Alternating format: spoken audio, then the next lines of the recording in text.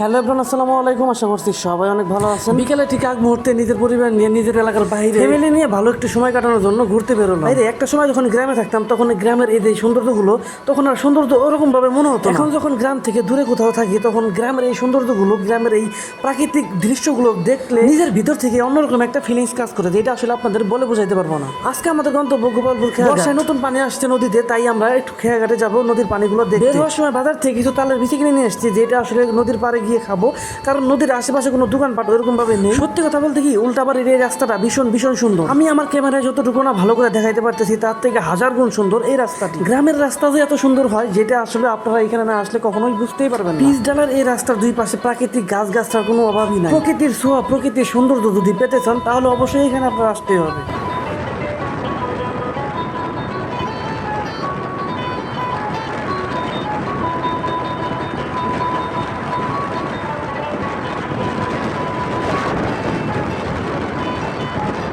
আরে চলে আমার চাঁদের গাড়ি।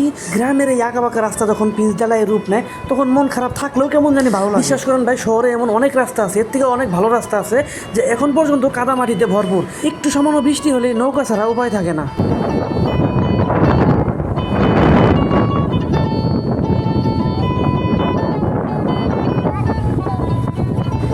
আরে ভাই, চক্ষু শীতল করা দৃশ্য দেখলেই পরানটা কেমন জানি শীতল হয়ে যায়।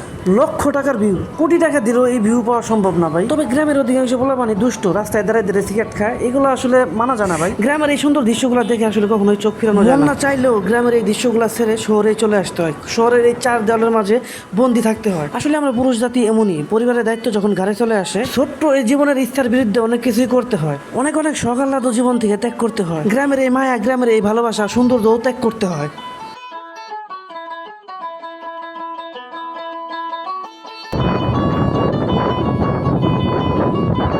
হ্যালো এভরিওয়ান, অবশেষে আমরা চলে আসলাম গোপালপুর রাজোর খেয়াঘাটে। দূর থেকে ওই নদীর ভরা যৌবন দেখতে পাচ্ছি। এমনিতে রাস্তা অনেক চাপা, তারপর রাস্তার পাশে অটো গাড়ি রেখে একবার রাস্তার অবস্থা বেহাল।